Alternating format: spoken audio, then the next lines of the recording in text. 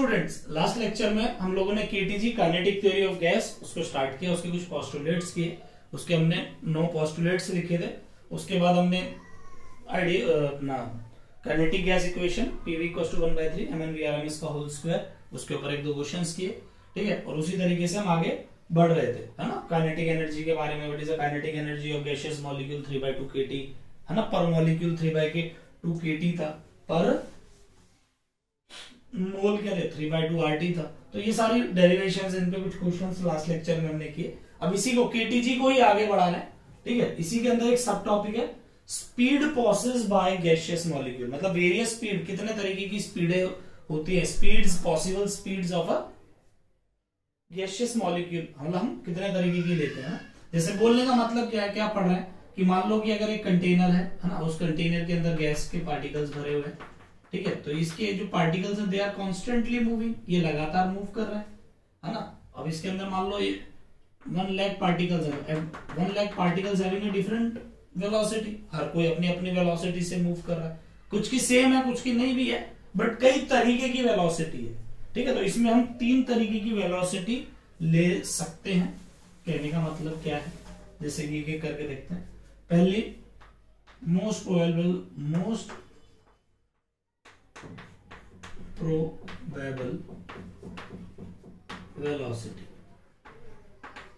Most probable velocity है ना, VMP बोलेंगे इसको, मोस्ट प्रोबेबल वेलोसिटी लिखेंगे। The maximum fractions of molecule possess velocity is known as, the maximum fractions of molecule possess velocity, the maximum fractions of molecule possess velocity is known as VMP, मतलब most probable velocity। maximum fractions of molecule possess velocity is known as most probable velocity।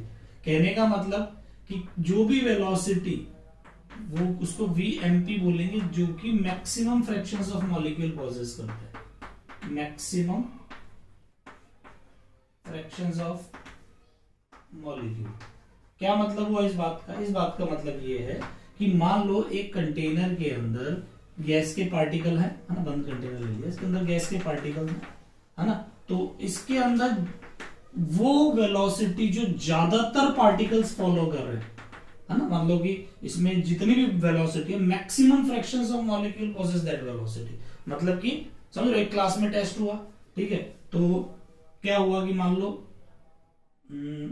100 बच्चे थे, है ना, उनमें से 10 ऐसे बच्चे हैं जिन्होंने अबव 90 मार्क्स स्कोर किए, ठीक है, और 10 ही ऐसे बच्चे थे जिन्होंने लेस देन 30 मार्क्स स्कोर किए, ठीक है। बाकी जो बीच के थे 80 स्टूडेंट्स, मोस्टली मान लेते हैं ऐसा कि वो 60 to 70 के रेंज में आ गए, है ना, 70 ले लो, 70 स्टूडेंट ऐसे जो 60 to 70 के रेंज में आ गए, तो ये मोस्ट MP हो गया, ये मोस्ट प्रोबेबल हो गया, मतलब ज्यादातर इसी के बीच में आ रहा है। तो कहने का मतलब एक फ्रैक्शंस है जो अलग अलग वेलोसिटी ले रहे हैं, तो ऐसा नंबर ऑफ पार्टिकल्स, मतलब फ्रैक्शंस ऑफ पार्टिकल जिनमें ज्यादातर वेलोसिटी एक जैसी है, उसे मोस्ट प्रोबेबल वेलोसिटी बोलेंगे, है ना।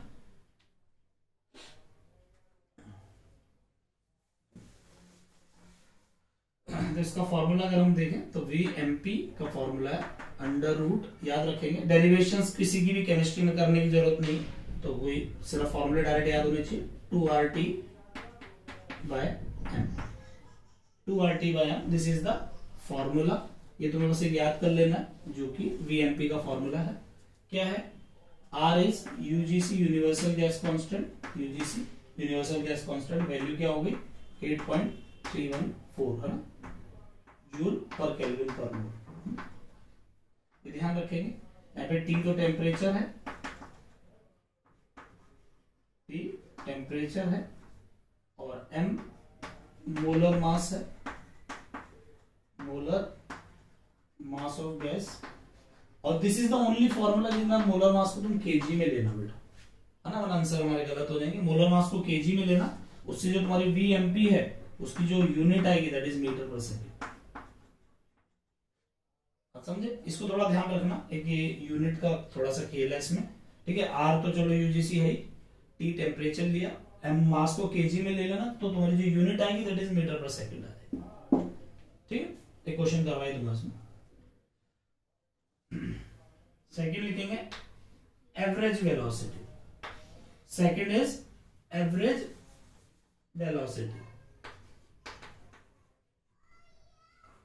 Average velocity, second is average velocity, इसको बोलेंगे V average, V average. The velocity of average of all the molecules, the velocity of average of all the molecules, the velocity of average of all the molecule is known as average velocity, is known as average velocity। v average हमारे पास क्या है, average of all molecules है ना, average of all molecules, सारे molecules का जो average है उसे हम वी एवरेज बोलेंगे। जैसे कि मान लेते हैं एक कंटेनर के अंदर, ये कंटेनर है और इस कंटेनर में खूब सारे पार्टिकल्स हैं, एक पार्टिकल यहाँ मूव कर रहा है v1 वेलोसिटी से, एक को इधर मूव कर रहा है v2 वेलोसिटी, v2 मतलब सेकंड पार्टिकल v2 से कर रहा है, ऐसे तीसरा पार्टिकल v3 से मूव कर रहा है, ऐसे करते करते करते करते nth पार्टिकल जो है वो किसी और वेलोसिटी से मूव कर रहा है। हो सकता है कि कोई v1 v2 सेम भी हो, ना भी हो, तो क्या निकालना हमने, तो मान लो n पार्टिकल से n वेलोसिटी मान ली, तो एवरेज का सीधा सब फॉर्मूला क्या होता है भाई, v एवरेज अगर बेसिकली समझे तो क्या होगा, सम of all velocity v2 v3 मतलब टोटल n पार्टिकल है, सबकी अपनी अपनी velocity divided by number of particles है ना n,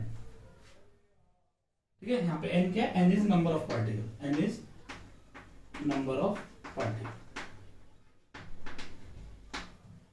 तो यहां से ये एक बेसिक फॉर्मूला, बट हमें एक फॉर्मूला जो याद रखना, दैट इज वी एवरेज, वो क्या हो जाएगा 8RT by pi M, 8RT by pi M, ये ध्यान रखना है ना।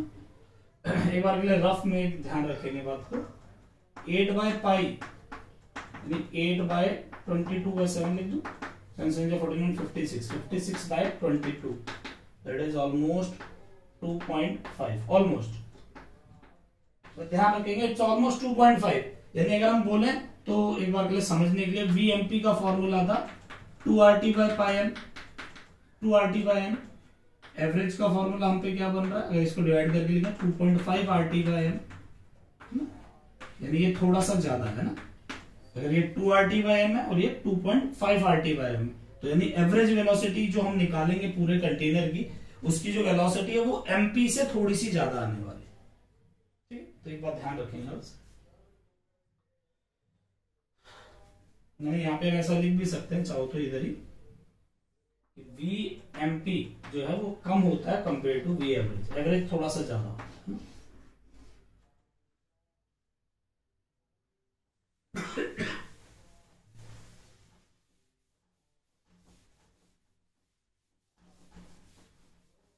तीसरा लिखेंगे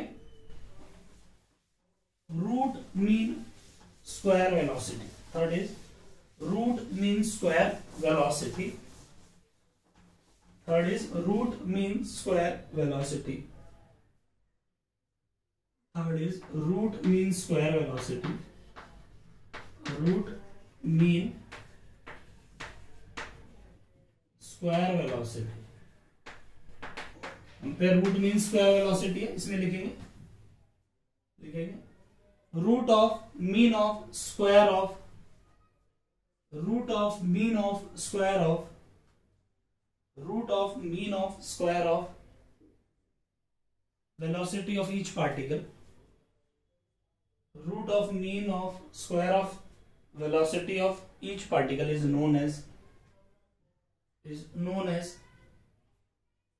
known as VRMS है ना, root mean square velocity, VRMS। यानी कि इसको भी थोड़ा समझ लेंगे, एक कंटेनर में वही अगेन बात, पहला पार्टिकल v1 से मूव कर रहा है, दूसरा पार्टिकल v2 से मूव कर रहा है, ऐसे करते करते nth पार्टिकल vn वेलोसिटी से मूव कर रहा है ना। तो देखो ये क्या कहता है, root mean square, root mean square यानी कि उल्टा लेता है, स्क्वायर करो सबका, जितनी भी वेलोसिटी यानी VRMS क्या होगा, जितनी भी वेलोसिटी है तो सबका स्क्वायर करो, v1 का स्क्वायर, v2 का स्क्वायर, v3 का स्क्वायर है ना, ऐसे करते करते vn का स्क्वायर, और इसका मीन ले लो, मतलब स्क्वायर का मीन लेना है, स्क्वायर का मीन लेना है। जैसे पहले हमने मीन मतलब एवरेज होता है, तो एक तरीके स्क्वायर का एवरेज लेना है। पहले हमने डायरेक्टली एवरेज लिया था, स्क्वायर करके एवरेज लेना है और फिर उसका रूट ले लेना है, यानी VRMS है ना, रूट मीन और स्क्वायर वेलोसिटी, यहां से नाम आता है इसका। अगर एक रेगुलर फॉर्मूला देखें जो डेरिवेशन के बाद आता है, जो कि हमें नहीं करनी है डेरिवेशन में, बता रहा हूं, 3RT/m, this is 3RT/m, VRMS is 3RT/m। ठीक है, इसको भी अगर थोड़ा सा ध्यान दें तो एक काम करते हैं, टिप्स ही बना लेते हैं ना, ध्यान रखिएगा आपको। RAM RAM 382 ताकि गलती ना हो कभी भी। कैसे भाई, R मतलब RMS, तो 83 होता है, तो इसका फॉर्मूला क्या है, 3RT/m। इसका 8 मतलब एवरेज 8RT/m, और 2 क्या है, रूट में है सब, ये 2RT/m, ये सीधा सा फॉर्मूला है ना। और देखो इधर 3 है, इधर 8, ये 3 होता है, ये 2.5 होता है, और ये 2 होता है ना, यही है।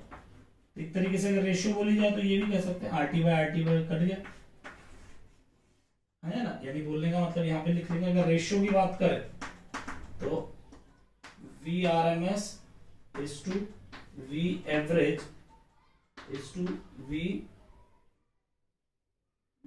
मोस्ट प्रोबेबल क्या होगी भाई। देखो ये तो अगर डिवाइड करेंगे RT/m तो कटी गया, इधर बचा √3, इधर √2.5, इधर √2, ये इनकी रेशियो है। ठीक है, और इसमें सबसे बड़ी वैल्यू कौन सी है, 3 है। तो हम यहाँ पे ये भी कह सकते हैं कि VAverage जो होगा, VRMS वो सबसे बड़ा है, फिर VAverage बड़ा होता है, और सबसे छोटा VMP होता है मोस्ट प्रोबेबली। इसलिए हम VRMS को यूज करते हैं ना। इसलिए जो हमारा PV जो काइनेटिक इक्वेशन बनी थी 1/3 mn VRMS का होल स्क्वायर, वहां पे VRMS इसलिए लिया था क्योंकि सबसे बड़ी वेलोसिटी की वैल्यू इन तीनों में यही होती है और मोर एक्यूरेट भी होती है, इसलिए VRMS को ज्यादा यूज करते हैं ना। ये तो हमने एक बात कही थी कि भाई एक पार्टिकल्स कई तरीके की वेलोसिटी रख रहे हैं, तो हम कैसे निकाले, कौन सी वाली को प्रेफर करें। तो 3 तरीके की वेलोसिटी हो सकती है, इसमें VRMS सबसे ज्यादा, इसलिए हम इसको सबसे ज्यादा प्रेफर कर लेते हैं। ये लिख लेंगे, और एक इसको कंप्लीट करना, अगर इधर 1 हो तो यहाँ पे रेशियो क्या हो जाएगी, अगर यहाँ पे 1 हो तो रेशियो क्या हो जाएगी, और अगर यहाँ पे 1 हो तो रेशियो क्या हो जाएगी, है ना। कहने का मतलब इन तीनों को √3 से डिवाइड कर दोगे तो क्या होगा, इन तीनों को √2.5 से करोगे या √2 से करोगे तो क्या होगा। ये अगर कंप्लीट कर लेना, कई बार पूछा गया ना, जैसे कि ये वाला आई गेस ये वाला एक बार तुम्हारा जेईई में पूछा गया था, इसको 1 मान के क्या रेशियो हो गई थी, और एक बार √2 वाले को 1 मान के नीट में पूछा गया, तो ये ध्यान रखना होगा। ठीक है, तो ये हमारे पास सिंपल है, रूट मीन स्क्वायर वेलोसिटी। एक आधा न्यूमेरिकल लिख लो अगर ऐसा है तो।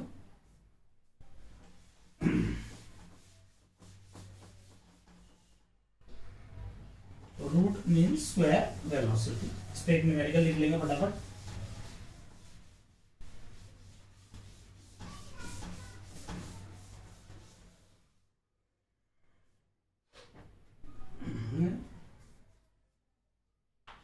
इस पे मैं पहले बता चुका हूं तुम्हें, जहां से केटीजी स्टार्ट होता है न्यूमेरिकल इतने नहीं आते हैं। मैं एक आधा करा रहा हूं just to remind the formulas, but इस पे न्यूमेरिकल ज्यादा नहीं आते। जो थ्योरी है बस उस थ्योरी को फोकस करना, क्वेश्चन सारे कर पाओगे। केमिस्ट्री की बात कर रहा हूं, फाइंड VRMS निकालो for oxygen gas at 300 kelvin.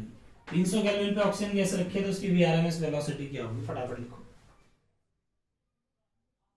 Video pause करके करो, मैं कंटिन्यू कर देता हूं। VRMS equals to root RMS क्या हो जाएगा 3RT/m, तो √3 R की value 8.314, temperature 300 by molar mass oxygen का 32 इंटू 10⁻³ केजी में करना है, डोंट 10⁻³। ये बात कभी भूलना मत है ना बेटा, it must be in KG. ठीक है, थोड़ा बड़ा जैसे भी है इसको सॉल्व कर लो, you will get it answer. इतना दिमाग कम है। एक क्वेश्चन और लिखेंगे फटाफट, एक क्वेश्चन और लिखेंगे, लिखेंगे a sample of methane gas, a sample of methane gas having average velocity, having average velocity is x, average velocity is x at 327 degree Celsius, 327 degree Celsius. Find the temperature at which its velocity become 3x. Find the temperature at which its velocity will become 3x. कहने का मतलब methane gas है CH4, उसकी 327 degree पे x velocity है, तो T temperature, कितने temperature पे वेलोसिटी 3x हो जाएगी. ठीक है, चलो करो. देखो ऐसे जब भी क्वेश्चन आते हैं ऑब्वियस सी बात है, दो इक्वेशन बनानी पड़ती है, डिवाइड करना होता है. तो भाई जैसे हमारे वी एवरेज का फॉर्मूला क्या, फटाफट ये देखेंगे, रूट 8RT/पाई, यही है भाई. तो एक बार के लिए वी एवरेज निकालो. फर्स्ट वाली कंडीशन की क्या है, जो कि जिसे मैक्स बोल रहा है, वो है रूट 8R, टेम्परेचर 327 है ना, प्लस 273 यहीं कर लेते हैं. इट विल बी 006 है ना, 600 आ जाएगा, 600/पाई. एक बार मास को एम ही लिख देते हैं, कोई दिक्कत नहीं, क्योंकि दोनों मास सेम ही रहेगा, इक्वेशन 1. और एक बार वी एवरेज निकाल लो 2, वो हो जाएगी 8RT/पाई एज इट इज. ठीक है, और ये एवरेज कितना है, ये x है और ये कितना है, 3x है ना भाई. सेकंड में एवरेज 3x हो गया. 2 दोनों को डिवाइड कर लो, डिवाइड 1 and 2, डिवाइड 2/1 है ना. तो ये आ जाएगा, नहीं लिख देता हूँ, 3x/x इक्वल्स टू 8RT/पाई/m equals to 8R/m into 600. ये दोनों को डिवाइड किया, देखो 8R/पाई/m 8R/पाई/m वैसे कट गया, x से x कट गया. थोड़ा सा सामने लिख देते हैं, तो क्या हो जाएगा, 3 is equals to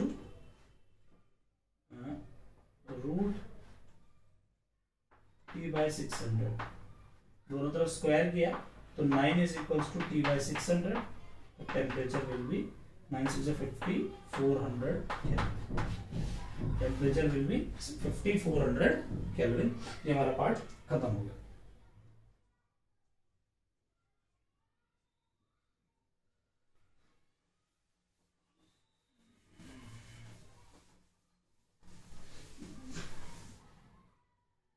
चलो अगला क्वेश्चन लिखेंगे. नेक्स्ट क्वेश्चन नहीं, नेक्स्ट थ्योरी लिखेंगे. मैक्सवेल है ना, केटीजी खत्म हो गया, इसके बाद है, मतलब केटीजी से अलग टॉपिक है, ऐसा लिख लो. Maxwell distribution for molecular velocity, Maxwell distribution for molecular velocity. थोड़ा ग्राफ है, छोटा सा टॉपिक है. Maxwell distribution for molecular speed है ना, मॉलिक्यूलर स्पीड है. स्पीड या वेलोसिटी, हमें केमिस्ट्री में कोई डायरेक्शन तो होते नहीं, वेक्टर तो होते नहीं, इतना सोचने की जरूरत ही नहीं. चलो लिखेंगे इसमें Maxwell distribution for molecular speed. लिखेंगे इसमें पहला कुछ पॉइंट्स है. पहला पॉइंट 5-6 पॉइंट है. पहला, it is based upon law of probability. It is based upon law of probability. It is based upon, पहला पॉइंट है ना, इसके कुछ पॉइंट्स हैं समझने के लिए फटाफट. It is based upon law of probability. Second point, it give satisfied average of speeds of, it give satisfied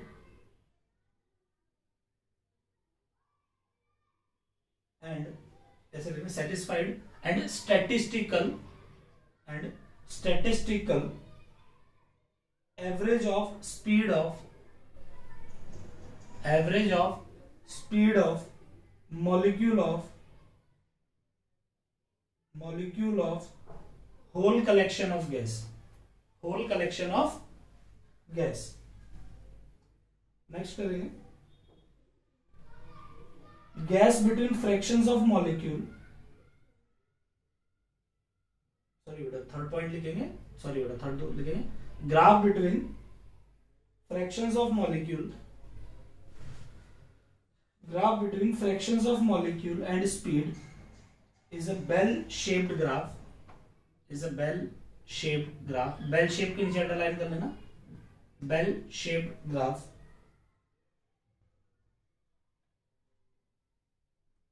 चौथा पॉइंट लिखेंगे फ्रैक्शंस ऑफ मॉलिक्यूल हैविंग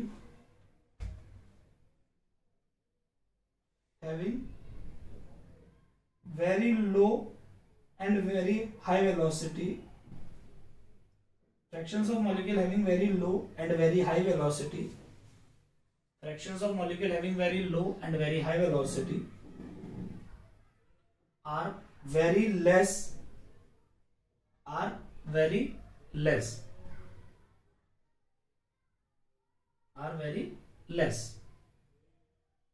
पांचवा पॉइंट लिखेंगे maximum fractions of molecule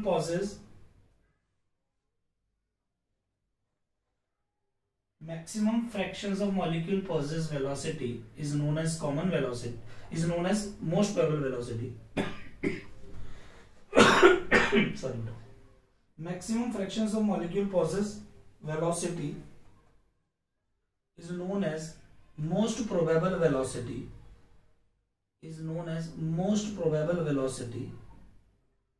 and represented at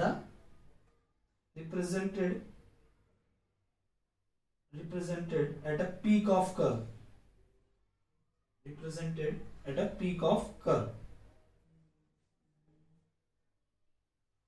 समझते हैं देखो क्या बोलना चाह रहे हैं. ग्राफिकली अप्रोच है एक चीज समझने के लिए.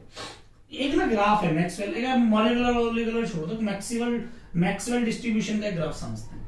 इसने एक ग्राफ दिया. इससे पहले 9th की एक बात, प्रोबेबिलिटी हम जानते हैं. व्हाट इज प्रोबेबिलिटी की मैक्सिमम वैल्यू कितनी होती है? 1.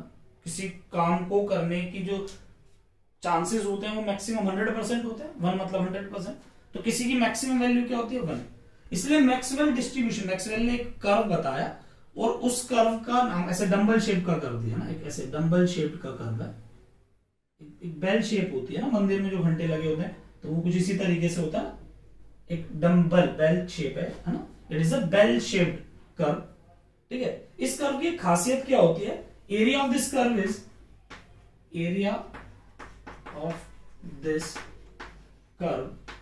इज यूनिटी, यानी 1 वैल्यू होती है इसकी ना. कभी ना भविष्य में फ्यूचर में तुम सीखोगे कि कैसे किसी कर्व का एरिया निकाला जाता है, मतलब इसका कितना एरिया है ना, मतलब एरिया मतलब कितना एरिया ये है, ये सारा एरिया कैलकुलेट तो कर ही सकते हैं. तो इसका जब एरिया निकालेंगे तो इसकी वैल्यू 1 आती है. ठीक है. तो हमने सोचा यार ये तो बहुत बड़ा प्रोबेबिलिटी सा टाइप है, मतलब इससे हम प्रोबेबिलिटी को काफी इजीली समझ सकते हैं. ठीक है. अभी इससे ज्यादा नहीं बता पाऊंगा, बट इतना समझो कि इसका एरिया 1 है, इसलिए हम इसको प्रोबेबिलिटी के लिए काफी यूज किया जाता है. ठीक है. इसलिए लॉ ऑफ प्रोबेबिलिटी में भी यूज किया जाता है. एक बार के लिए इसको समझने से पहले ऐसे समझो, ये ग्राफ में बना रहा हूं फ्रैक्शंस ऑफ स्टूडेंट, क्लास में कितने स्टूडेंट है वर्सेस देयर मार्क्स के बीच में. ठीक है. Fractions of student versus marks का ये मैंने कर्व बनाया. तो ये कर्व क्या बता रहा है? जैसे मान लो यहाँ पे मार्क्स है तो ये मार्क्स 0, तो 0 बहुत कम बच्चों के है. मतलब ऐसा मान लो यहाँ पे 100 मार्क्स का टोटल है, यहां तक 90 है और यहाँ पे ये मान लो 10 है. तो देखो 0 से 10 नंबर भी बहुत कम बच्चों के हैं, बहुत कम. ग्राफ बहुत कम है. 90 से ज्यादा भी बहुत कम बच्चों के हैं, 90 से ज्यादा भी बहुत कम बच्चों के. ज्यादातर क्या है? देखो ये एवरेज बनी हुई है, ये यानी ये क्या है? ये मैक्सिमम फ्रैक्शंस हैं जो कि ये मार्क्स लेके आए हैं. देखो ये सभी क्लासेस का होता है, ऐसा नहीं है क्लास में बहुत सारे टॉपर होते हैं, ऐसा भी नहीं है कि बहुत कम बहुत ज्यादा बेकार बच्चे होते हैं. एक क्लास में क्या है? बहुत कम बहुत ही बेकार स्टूडेंट्स होंगे, बहुत ही कम बहुत ब्रिलियंट स्टूडेंट होंगे, मोस्टली क्या होते हैं, एवरेज होते हैं। तो वो यही बताना चाह रहा है, इस तरीके का ये कर्व है ना। जो मेरा लास्ट पॉइंट है वो यही है कि बहुत कम और बहुत ज्यादा वेलोसिटी भी बहुत कम की होती है, ज्यादातर की क्या होती है, एवरेज।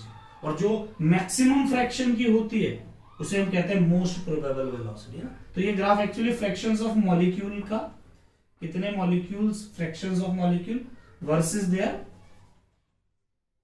वेलोसिटी, है ना। वेलोसिटी भी कह सकते हो, काइनेटिक एनर्जी भी कह सकते हो, क्योंकि वेलोसिटी का मतलब ही तो काइनेटिक एनर्जी एक तरीके से, है ना, हाफ mv स्क्वायर बस। तो दोनों का ग्राफ है।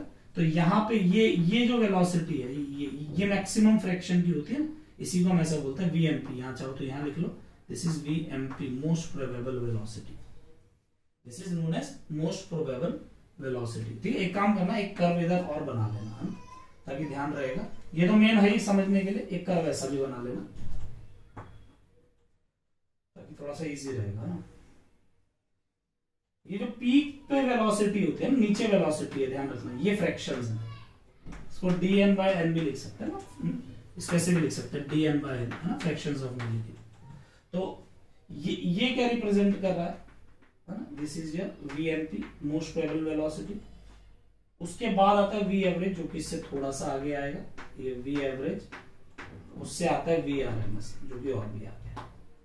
ठीक है, हाइट से मत देखना, कई बार मैंने ऐसे भी बच्चे देखे, वो कहते हैं सर देखो ये वी आरएमएस तो कम है बेटा, ये वी आरएमएस नहीं, ये तो कितना दूर होगा नीचे से वो उतनी ज्यादा होगी ना।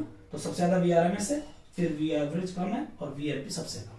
तो ये है, देखो बोलने का मतलब एक कर्व में वी आरएमएस कहाँ है, वी एवरेज का है, हमें नहीं पता, बट हम वी एमपी हमेशा बता सकते हैं। वो हमेशा कहाँ पे होती है, पीक ऑफ द कर्व होती है। चाहो तो ऐसा भी लिख लेना, ये कहाँ पे, पीक ऑफ कर्व, इस कर्व के पीक पे होता है हमेशा। ये कर्व जो है इसके पीक पे वी आरएमएस हमेशा ही होगा। ठीक है, ये ड्रॉ कर लो, इसके बाद लिखेंगे नीचे पॉइंट, इसके बाद एक पॉइंट लिखेंगे नीचे, ड्रॉ कर लिया होगा, नीचे point low. Area of this curve, area of this curve, sorry ऐसे लिखेंगे भाई, ये जो हम कर्व बना रहे हैं एक फिक्स टेम्परेचर पे बना रहे हैं ना, किसी एक टेम्परेचर पे ही बना हुआ है। तो इसके लिए लिखेंगे this curve become more flatter, this curve become flatter, this curve become flatter, है ना, मतलब फ्लैट होता चला जाएगा। दिस कर्व बिकम फ्लैटर और increasing the temperature, this curve become flatter और increasing the temperature, this curve become flatter on increasing the temperature.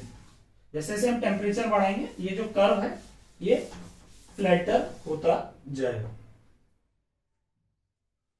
कहने का मतलब ये ग्राफ भी बना लो, जैसे मान लो ये हमने एक इसका कर्व बनाया, ये फॉर एग्जांपल ये T1 किसी T1 टेम्परेचर पे था। ठीक है, ये dn by n versus velocity है। अब मैंने टेम्परेचर बढ़ा दिया इसी गैस के लिए, तो इसका कर्व कुछ ऐसा हो जाएगा, और बढ़ा दिया मतलब इट बिकम मोर फ्लैटर। समझ में आ रही है, ये T2 है, ये T3 है ना। वीआरएम देखो, वीएमपी बढ़ता जा रहा है, ये वीएमपी यहाँ पे है भी, ये वीएमपी है, लेकिन टेम्परेचर के साथ तो वीएमपी बढ़ गया, ये बढ़ गया ना, ये अलग अलग वीएमपी हैं।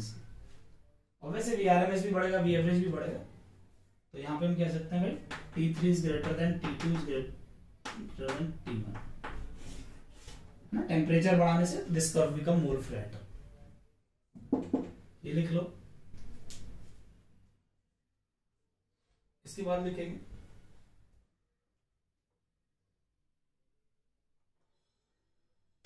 इसके बाद लिखेंगे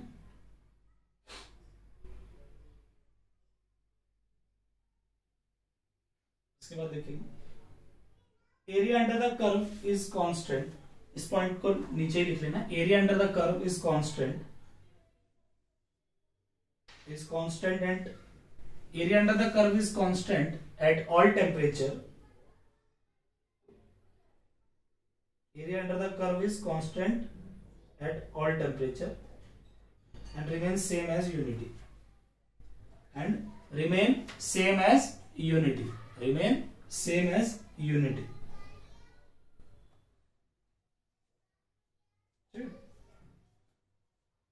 चलो हो गया होगा। एक जेई का सवाल बताता हूँ ना इसके ऊपर, इस कंसेप्ट पे कैसे एक जेई का सवाल आया। इजी सा क्वेश्चन था, बस स्ट्राइक करने का खेल था, मतलब इतना इजी भी नहीं बोलूंगा इसे, बट ठीक था। उसने कहा एक ही गैस के लिए हमने दो गैसेस के लिए एक टेम्परेचर पे कर्व बनाया गया। हमने कहा एक ये कर्व था, फॉर एग्जांपल कोई गैस ए के लिए, गैस ए, और एक ये कर्व था ये गैस बी के लिए, ठीक है। Which gas having greater molar mass, यही सवाल था। Which gas having greater molar mass, which gas having greater molar mass, having greater molar mass. Actually इस ऑप्शन में आया था कि इसका मास बड़ा है या इसका बड़ा है, या दो ऑप्शन यही हो गए, इक्वल था या कांट प्रेडिक्ट, ऐसे चार ऑप्शन थे, तो किसका मोल वो ज्यादा होगा, ठीक है। तो चलो ये मैं ही सॉल्व करा देता हूं। देखो होता क्या है, पहली बात तो मुझे पता है कर्व को देख के सिर्फ मैं एक ही चीज पे कमेंट कर सकता हूँ, वो है वीएमपी। तो ये इसका वीएमपी है ए गैस का, इसका वीएमपी कहाँ होगा, पीक पे होता है ना, तो ये होगा वीएमपी बी का, आया ना। चलो अब यहाँ पे टेम्परेचर कांस्टेंट गिवन ही है, तो दोनों गैस पे सेम टेम्परेचर पे काम होगा। तो वीएमपी का फॉर्मूला क्या है, √2RT/m। देखो मास टेम्परेचर कांस्टेंट है, आर कांस्टेंट है, 2 कांस्टेंट है, तो बचा सिर्फ m। तो यहाँ पे मैं क्या कह सकता हूँ, that is VMP is inversely proportional to √m। मतलब जिसका मास ज्यादा होगा उसकी वेलोसिटी कम होगी, आया ना। तो इन दोनों को देख के मैं क्या कह सकता हूँ, VMP of A is less than VMP of B. B की वेलोसिटी ज्यादा है, बी की वेलोसिटी ज्यादा है ना, इस वजह से इसका मास कम हो जाएगा, उल्टा हो जाएगा। तो mass of A is greater than mass of B. ये सिंपल सा फॉर्मूला। दोनों में इसकी वीएमपी ज्यादा है, और जिसकी वीएमपी ज्यादा होगी उसका मास कम होगा, तो इसलिए इसका मास कम है, इसका मास ज्यादा। ये सीधा सा एक सवाल है। कितना बड़ा हो गया लेक्चर।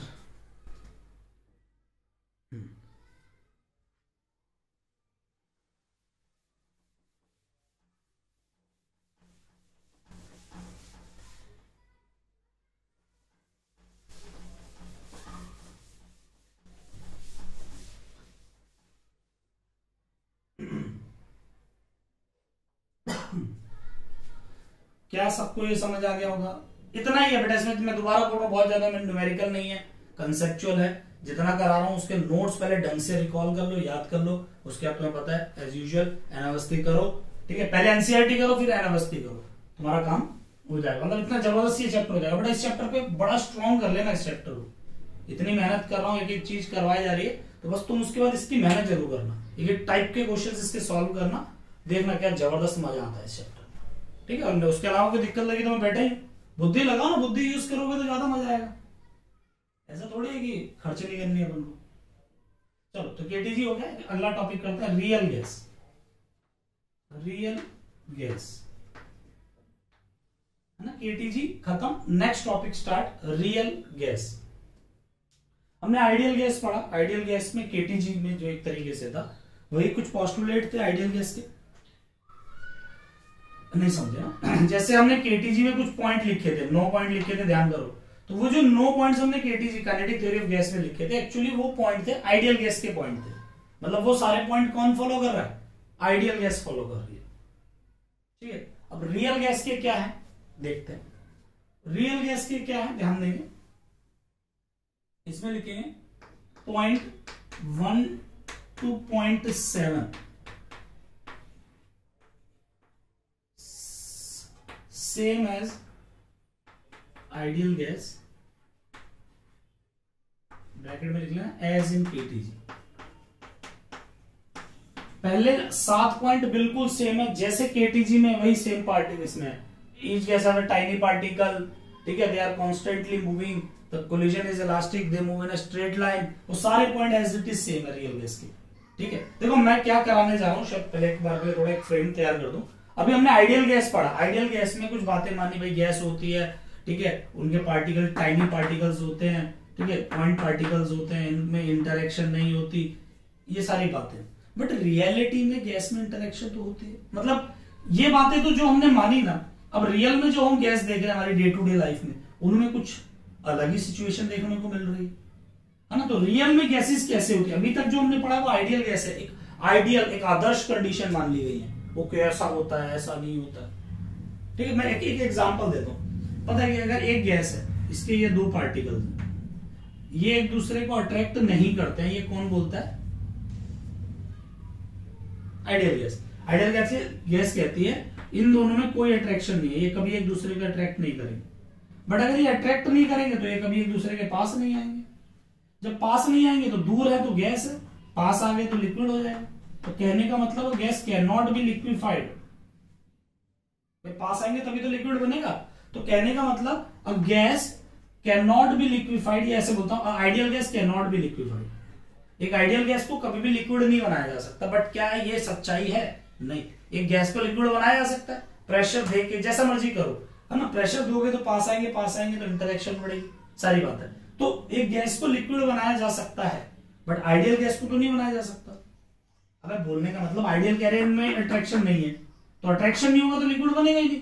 बट रियलिटी में गैस से लिक्विड बनाया जा सकता है। स्टीम है ना, स्टीम है, उससे मतलब ऊपर ऊपर इकट्ठी हो जाती है। ठंड वंड में देख लो या घर में खाना बनाते वक्त का देख लो, तो जो स्टीम है वो इकट्ठी होती है, लिक्विड में कन्वर्ट होती है। यानी कि गैस को लिक्विफाई किया जा सकता है, यानी कि गैस में इंटरेक्शन होती है। ठीक है, बट आइडियली तो नहीं हुई, तो ये गैस रियल गैस होगी, भाई रियल में होता है। तो इसीलिए हम जो टॉपिक पढ़ रहे हैं वो रियल गैस पढ़ रहे हैं, मतलब रियलिटी में जो गैसेस में होता है। ठीक है, तो थोड़ा सा इसको देख लेते हैं, बाकी नेक्स्ट लेक्चर में देख लेंगे कि पहले 7 पॉइंट रियल गैस के सेम है as ideal gas.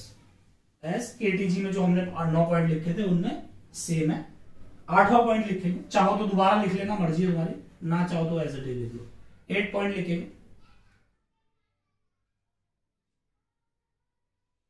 Real gas particle are real gas particles are considered to be solid sphere. Real gas particles are considered to be solid sphere. एक container है, इस कंटेनर में gas के particles हैं, ठीक है, गैस पार्टिकल। ठीक है, आइडियल गैस में हमने देखा था ये पॉइंट पार्टिकल होते हैं, पॉइंट पार्टिकल किसमें? आइडियल गैस में। आईजी लिख रहा हूं, आइडियल गैस में। बट रियल गैस क्या कह रही है कि रियल गैस में जो ये पार्टिकल है, पॉइंट पार्टिकल नहीं है, ये एक सॉलिड स्फीयर है, एक तरीके की ऐसी छोटी सी बॉल है ना। ये क्या? सॉलिड स्फीयर है, छोटी सी बॉल है। ये पॉइंट पार्टिकल है जिसका कोई मतलब नहीं है, फिजिकल सिग्निफिकेंस नहीं है ही नहीं मतलब, इसलिए हमने माना था इसका कोई वॉल्यूम ही नहीं है। लेकिन एक रियल गैस में पार्टिकल को क्या मान लिया गया? Solid sphere. यानी अब यहाँ पे ऐसे छोटे छोटे सॉलिड बॉलें घूम रही है, तो सारी बॉल को अगर एक तरफ इकट्ठा भी करूं तो कुछ ना कुछ वॉल्यूम तो लेगा, कुछ ना कुछ जगह तो आएगी। बट आइडियल गैस में जब ये पॉइंट छोटे ऐसे बिंदु सी थी, पॉइंट से थे, तो इनको इकट्ठा करो तब भी कोई वॉल्यूम नहीं आया ना। यानी इनका वॉल्यूम कंसिडरेबल है, बट इसका कोई वॉल्यूम कंसिडरेबल नहीं होता। यानी यहां से आएगा रियल गैस क्या कहती है, ऐसा लिखने के बाद लिखेंगे। मैंने क्या बोला कि भाई real gas particles are considered to be solid sphere. ठीक है, इसका ये लिख लेना, ये एज इट इज लिख लेना।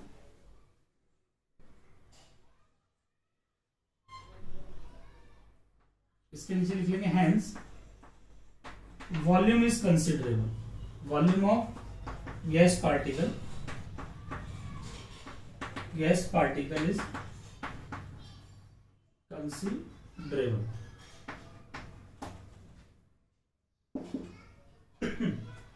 नेक्स्ट लिखेंगे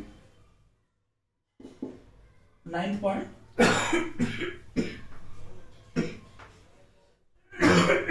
सॉरी भाई, रियल गैस में, आइडियल गैस में हमने लिखा था कि जो gas off volume is negligible, और यहां पे हम देख रहे हैं गैस, जो वॉल्यूम ऑफ गैस है वो नेग्लिजिबल नहीं है भाई, उसको कुछ ना कुछ कंसीडर करना पड़ेगा।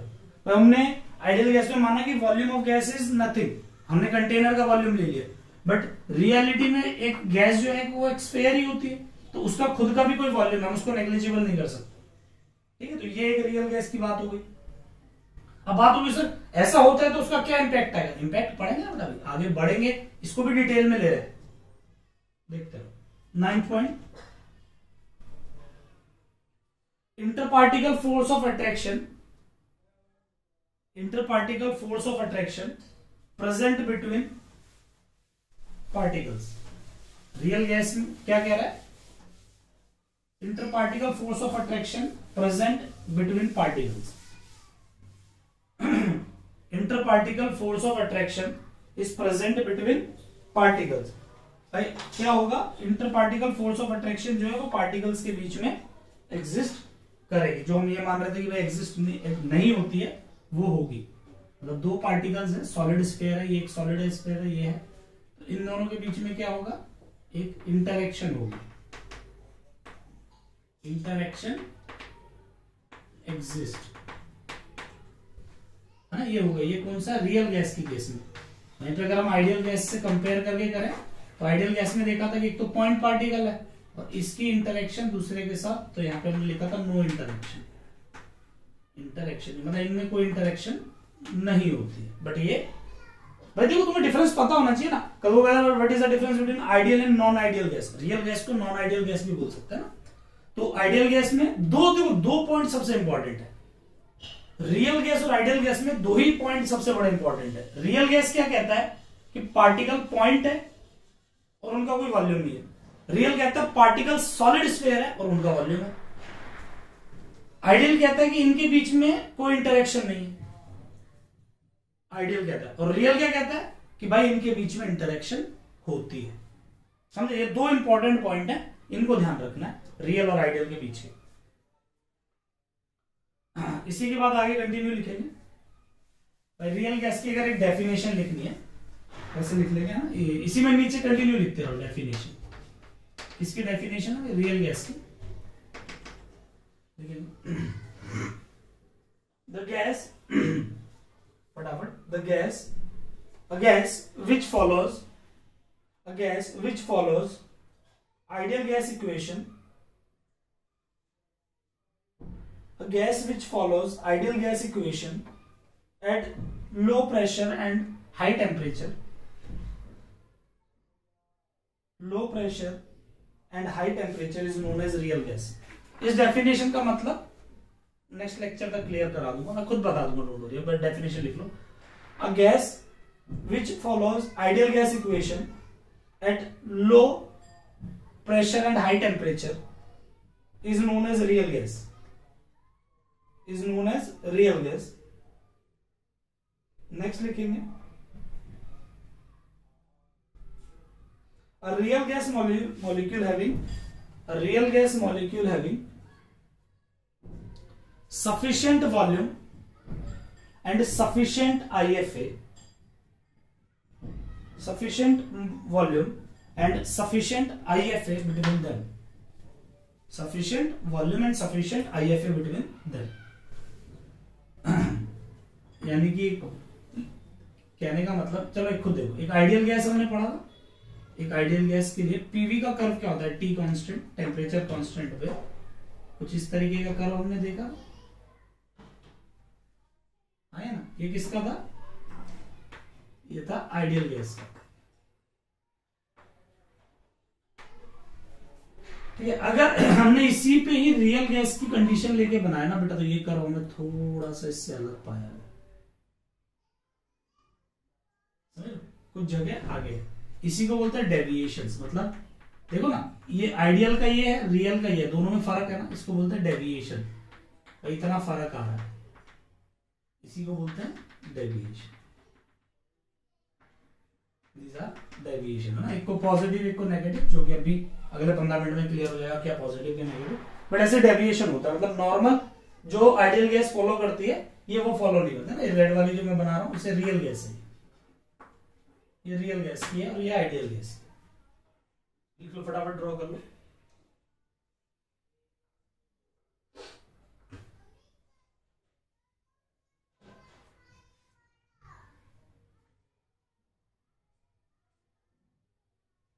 मतलब ये गैस जो रियल में है वो अलग बिहेव करती है, आइडियल वाली अलग बिहेव करती है, और दोनों में जो फर्क होता है उसे कहते हैं डेविएशन।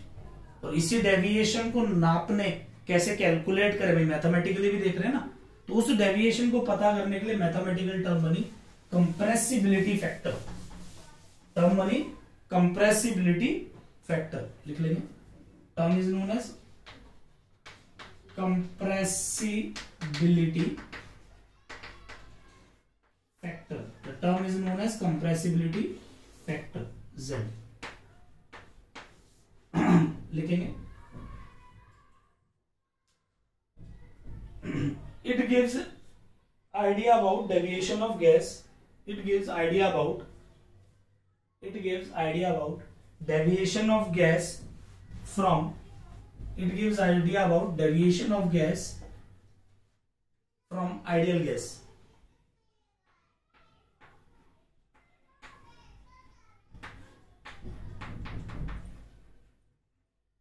देखो सबसे बेसिक डेफिनेशन है किसी भी Z कंप्रेसिबिलिटी फैक्टर की, real gas versus ideal gas. Real gas का मतलब volume of real gas by volume of ideal gas. मैं कहा था न्यूमेरिकल के फॉर्म में ज्यादा समझाऊंगा। एक ही गैस है, अगर वो रियल गैस होगी तो कितना वॉल्यूम होगा, आइडियल गैस होगी तो कितना वॉल्यूम होगा, दोनों का ratio is known as ideal gas. और इसी को एक और तरीके से कहा लिखा भी जा सकता है कि Z is equal to PV by NRT। PV equals to NRT। This is also a way to write compressibility factor. Actually दोनों का मतलब एक ही है ना, PV by NRT। V is यहाँ पे हमने V रियल लिख दिया तो PV by RT V ideal हो गया, ठीक है। तो जैसे मर्जी बोल लो। अब यहाँ पे क्या है कि अगर Z1 है, मान लो Z की वैल्यू 1 आती है, तो PV इक्वल्स टू NRT, और गैस क्या हो जाएगी, ideal gas. Gas will act as ideal gas. वहीं पे अगर Z की वैल्यू क्या हो जाएगी, नॉन 1, एक ना हो, तो ऐसे में PV not equals to NRT। यहाँ पे जो गैस हो जाएगी नॉन आइडियल गैस हो जाएगी, यानी कि रियल गैस हो जाएगी, real gas. It will act as real gas. मतलब Z की वैल्यू ही जरूरी है, जो Z है वो बता रहा है डेविएशन। अगर Z की वैल्यू 1 आ रही है तो PV NRT यानी आइडियल गैस है। अगर Z नॉन 1 है तो that is PV equals to non NRT, यानी हमारे पास ये क्या है, ऐसे में ये क्या हो जाए, PV इक्वल्स टू नॉट मतलब इक्वल्स टू NRT, तो हमारे पास वो आइडियल गैस इक्वेशन नहीं, मतलब आइडियल गैस नहीं बची, वो एक रियल गैस हो जाएगी। करो फटाफट।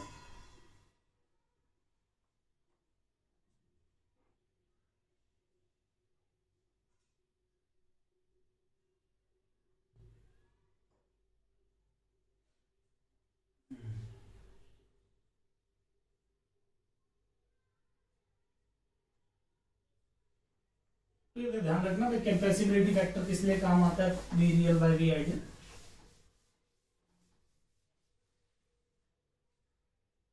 ऐसे समझेंगे ना इसको, ऐसे देखो Z क्या है, Z जो कंप्रेसिबिलिटी फैक्टर है, इसकी दो वैल्यू ऐसे लिखते हैं। इसकी वैल्यू क्या हो सकती है, Z इज इक्वल्स टू 1। अगर ये इक्वल्स टू 1 है तो गैस क्या है, आइडियल गैस। या फिर जो ये Z है ये क्या है, नॉन इक्वल्स टू, मतलब 1 नहीं है। तो जब ये 1 नहीं है तो इसमें दो पॉसिबिलिटी है, क्या है भाई, Z इज ग्रेटर देन 1 या Z इज लेस देन 1। दो ही तो पॉसिबिलिटी है, एक से ज्यादा हो या एक से कम हो। जब Z के लिए एक से ज्यादा है तो इसको कहते हैं पॉजिटिव डेविएशन। पॉजिटिव डेविएशन, एक गैस कैसा डेविएशन रख रहा है, Z तो डेविएशन ही बताता है ना आइडियल गैस से। तो अगर Z की वैल्यू ग्रेटर देन 1 है तो इसको कहेंगे पॉजिटिव डेविएशन, और इसको कहेंगे नेगेटिव डेविएशन। नेगेटिव डेविएशन, ठीक है। मान लेते हैं कि अगर एक गैस है, एक चीज समझना सब लोग कि एक गैस है, ऐसे मानते हैं ये एक गैस है, ठीक है। ये इसमें गैस के पार्टिकल्स ऐसे ऐसे रखे हुए, ठीक है। और ये क्या आइडियल है, आइडियल का मतलब क्या हो गया कि दो पार्टिकल के बीच में कोई अट्रैक्शन नहीं है, है ना, दोनों पार्टिकल के बीच में कोई अट्रैक्शन नहीं है।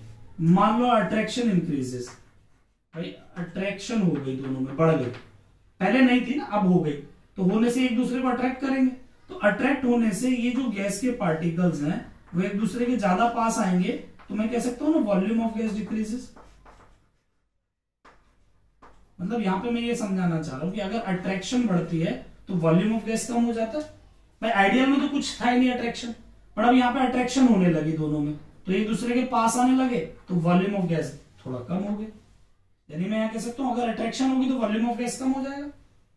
भाई खुद ही सोचो ना, तुम चार लोग लाइन से खड़े हो, एक दूसरे को ऐसे चिपक के खड़े हो एक दूसरे के साथ, तुम कम जगह पे खड़े हो, तुम नॉर्मल कंडीशन में खड़े हो तो एक नॉर्मल जगह ले रहे हो, और एक दूसरे को धक्का दे रहे हो तो नॉर्मल से ज्यादा जगह ले रहे हो। दोबारा बोल देता हूँ, ठीक है। मान लो तुम इस तरीके से चार लोग खड़े हो, तीन ही डालता हूँ, तुम नॉर्मल कंडीशन में खड़े हो तो इतनी जगह ले रहे हो, तुमने एक दूसरे को अट्रैक्ट किया है ना, एक दूसरे को जबरदस्ती अट्रैक्ट करा, तो इस तरीके से यारी दोस्ती अच्छी निभा रहे हो तो ये जगह लोगे, और रिपेल कर रहे हो एक दूसरे को तो थोड़ा दूर दूर और होगा, धक्का दे रहे हो एक दूसरे को तो और ज्यादा दूर दूर होगा। तो कहने का मतलब ये नॉर्मल है, जहां कुछ नहीं कर रहे, इसे आइडियल गैस। अगर अट्रैक्ट करोगे तो कम जगह हो जाएगी, रिपेल करोगे तो ज्यादा जगह ले लोगे, है ना। यानी कि इन शॉर्ट, अगर अट्रैक्शन होगी तो वॉल्यूम डिक्रीज होगा, और अगर रिपल्शन होगी, एक दूसरे को धक्का दोगे, तो क्या होगा भाई, इसकी जगह बहुत ज्यादा बढ़ जाएगी, यानी कि वॉल्यूम इंक्रीजेस। तो मैं क्या बताना चाह रहा हूं इसके माध्यम से, इसको साइड में लिख लेना, पॉजिटिव डेविएशन है। अब मुझे पता है V real by V ideal जो है वो क्या, दैट इज ग्रेटर देन 1। तो रियल में जो गैस का वॉल्यूम है आइडियल के मुकाबले वो ज्यादा है। रियल में ये तो आइडियल है, दिस कंडीशन इज आइडियल, ये कंडीशन रियल है ना, रियल में ऐसा हो गया, अट्रैक्शन हुई तो कुछ चीज है ना, तो रियल में वॉल्यूम क्या है, ज्यादा है, तो वॉल्यूम इंक्रीज कब हो रहा है, जब रिपल्शन होगी। यहां पे हम कह सकते हैं दैट इज, भाई अगर z ग्रेटर देन 1 है तो रिपल्शन अकर, यानी कि पार्टिकल पार्टिकल में रिपल्शन है। जब भी किसी गैस में पार्टिकल पार्टिकल में रिपल्शन होगी तो वहां पे z ग्रेटर देन 1 होगा। वैसे ही v real bye v ideal की अगर बात करें, है ना, यही तो z होता है, इज लेस देन 1, तो हम कह सकते हैं v real is less then v ideal. ठीक है, यानी कि आइडियल के मुकाबले रियल गैस का वॉल्यूम कम है, यानी कि अट्रैक्शन बढ़ रहा है। तो यहां पे हम लिख सकते हैं क्या, अट्रैक्शन अकर, यहां पे क्या कहेंगे, अट्रैक्शन अकर। चलो लिख लो, फटाफट लिख लेंगे बातें। इसमें कोई समझ आ रहा है ना भाई कि अपने पास क्या है कि अगर z की जो वैल्यू है, z की वैल्यू से सारे काम होते हैं। भाई अगर हम z की वैल्यू को सही डिफाइन कर देते हैं तो हमारे पास सारे काम आगे आ जाते हैं। कहने का मतलब क्या है कि भाई z ग्रेटर देन 1 है तो हमारे पास क्या है, रिपल्शन डोमिनेटिंग है, और अगर z इज लेस देन 1 है तो अट्रैक्शन डोमिनेटिंग। फटाफट लिख लेंगे ये बातें।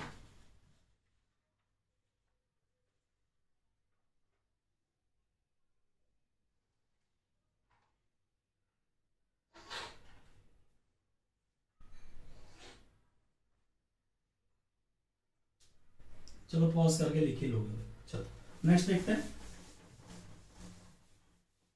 एक आसान सा सवाल लिखते हैं। चलो, गैस ऑक्यूपाइज, है ना, इस पे कंटिन्यू नेक्स्ट लेक्चर में करेंगे, बस 2 क्वेश्चन लिख लो। Gas occupies, gas occupy 22.4 litre, sorry, gas occupy 25 litre volume at STP.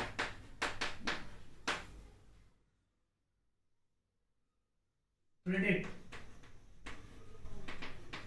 the nature of deviation.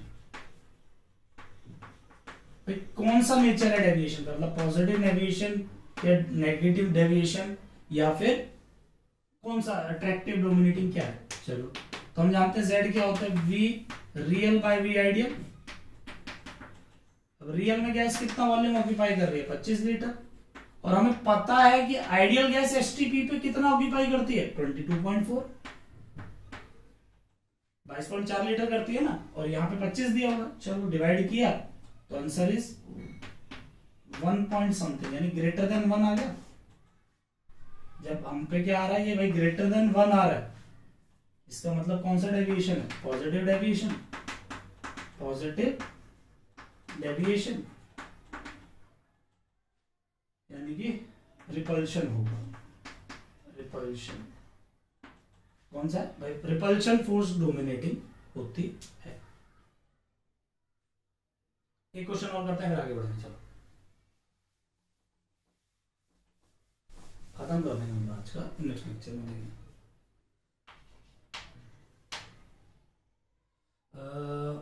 Gas M पे 4 ए बी सी और डी, इनकी जेड की वैल्यू गिवन है 0.6, 1.2, 1.8, 0.9, ये 4 इसकी वैल्यू है। ठीक है, पहला है क्वेश्चन, क्या है पहला part, arrange according, arrange in increasing order of deviation। मतलब डेविएशन मतलब इंक्रीजिंग ऑर्डर में डेविएशन बताओ, आइडियल गैस के मुकाबले कितना कितना डेविएशन हो रहा है, किसका सबसे कम हो रहा है, फिर ज्यादा फिर ज्यादा। और दूसरा इसका पार्ट निकालो, arrange in increasing order of attractive force. Attractive force मतलब किसमें अट्रैक्टिव फोर्स ज्यादा है, कौन ज्यादा अट्रैक्ट कर रहा है, कौन कम कर रहा है। पॉज करके ट्राई करो कुछ।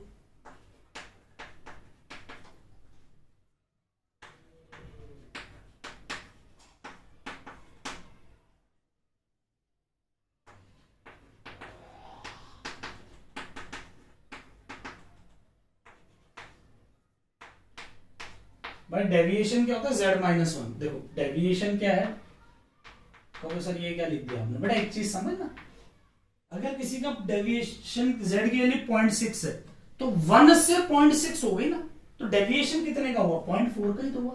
भाई हम तो आइडियल गैस 1 पे है, तो 1 से कितना फर्क आ रहा है, तो 0.6 हो गई 1 से। भाई z की वैल्यू बेसिकली 1 होनी चाहिए आइडियल के लिए, अब कितनी होगी 0.6, तो फर्क तो 0.4 का है ना, उसे डेविएशन बोला जाएगा। z डेविएशन है, z तो कंप्रेसिबिलिटी फैक्टर है, ये डेविएशन है z-1। ऐसे 1.2 अगर हो गया तो 1 से 0.2 का डेविएशन आया इसमें, इसमें 0.8 का डेविएशन आया, इसमें 0.1 का है ना। ये जल्दबाजी में गलती मत करना, ये डेविएशन का ऑर्डर नहीं है, इसको माइनस करके ये डेविएशन है, 1 में से कितना फर्क आया। तो हमारे पास सबसे ज्यादा डेविएशन किसमें पाया जा रहा है, बस सबसे इंक्रीजिंग ऑर्डर में लगाना, तो सबसे कम डी में, उसके बाद बी में, फिर ए में और फिर सी में, है ना। ये तो ये ध्यान रखना किस तरीके से डेविएशन। ये पहला पार्ट है। इसका बी पार्ट क्या है, force of attraction. Force of attraction directly Z पे डिपेंड करता है ना, चाहो तो इस बात को भी लिख लेना, डेविएशन मैं लिखवा देता हूँ ना। क्या होने वाला है कि z जितना ज्यादा, z is directly proportional to attraction, और जितना ज्यादा z उतना ज्यादा अट्रैक्शन, ऐसा ही होगा ना भाई। तो z जितना ज्यादा उतना ज्यादा अट्रैक्शन, तो हमारे पास लिख लेंगे। और z की वैल्यू सबसे कम कहाँ है, 0.6, फिर 0.9, फिर 1.2, फिर 1.8, है ना। चलो ये दोनों बातें लिख लेना ना, डेविएशन ये है और z is equal to attraction, ये बात ध्यान रखना। चलो तो आज के लिए इतना ही है, इसके बाद एक लेक्चर जितना और बचा है थोड़ा सा पार्ट, वो करके हमारा ये चैप्टर खत्म हो जाएगा। इसमें कुछ क्वेश्चंस वगैरह कर लेना, अपन ये खत्म। चलो बाय।